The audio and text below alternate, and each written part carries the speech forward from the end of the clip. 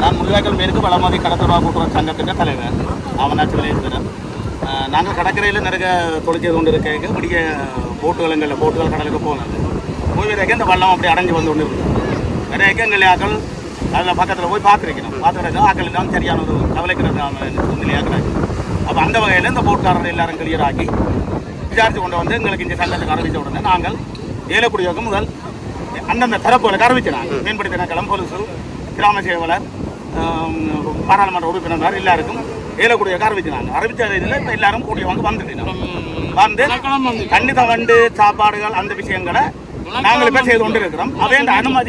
அவன் அனுமதி எங்களுக்கு கிடைச்ச உடனே ஆக்களை தீர்க்கிற முடிவை பார்ப்போம். 103 பேர் இருக்காங்க. மியான்மர் ரோஹினியா அகதிகள் வச்சுருக்காங்க. அகதிகள் வந்துருக்காங்க. 103 பேர் இருக்காங்க. ஒரு 25 பேருக்கு மேற்பட்ட சின்ன பள்ளிகள் தான் இருக்கிறாங்க. சின்ன பள்ளியிலே ஒரு 10 பேருக்கு மேலே இருக்குது. ஆனால் அதை விட ஒரு 10 வயசுக்கு உட்பட்டாலும் ஒரு 25 பேர் கிட்ட இருக்கிறாங்க. இப்போ நாங்கள் சாப்பாடு கொண்டு கொடுத்துனாங்க. ஆனால் அந்த சாப்பாடு வந்தாது. ஆனால் அவங்கள இப்போ கீழே கரை இறக்குறதுக்கு அவங்க கேட்டு கொண்டு இருக்கிறாங்க. கவர்மெண்ட் அனுமதிக்காக பொலிஷனுக்காக வெயிட் பண்ணி கொண்டு இருக்கிறோம். அவங்களோட அனுமதி கிடைச்சுன்னா நாங்கள் எங்களால் மனிதாபிமான உதவி நாங்கள் செய்து கொண்டு இருக்கோம். குடிக்கல சின்ன பிள்ளை எல்லாம் குடிச்சு சாப்பிடு, பெரிய ஆம்பளை ஒன்றும் குடிக்கல. அப்போ பெரிய சூழல் இருக்கும்.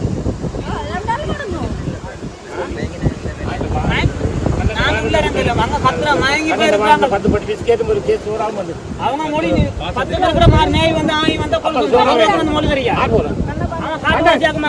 யாருக்கு தெரியும்? எங்களுக்கு தெரியும். அவங்க வந்தாங்க ஒரு மொழி தெரியும். அவங்களுக்கு இங்கிலீஷ் தெரியும்.